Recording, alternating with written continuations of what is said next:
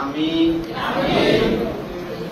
দৃঢ়ভাবে বিশ্বাস করি যে পূর্ণাঙ্গ দিন প্রতিষ্ঠা ছাড়া দেশে স্থায়ী শান্তি এবং জনগণের সার্বিক মুক্তি আসতে পারে না। অতএব আল্লাহকে হাজির নাজির জেনে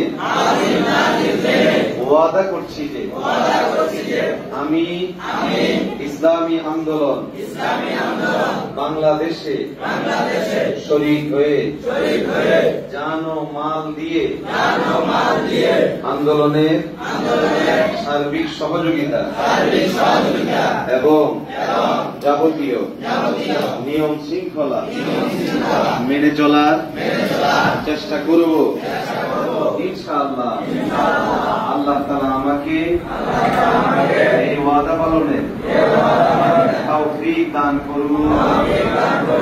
আমিন। সবাই বসেন।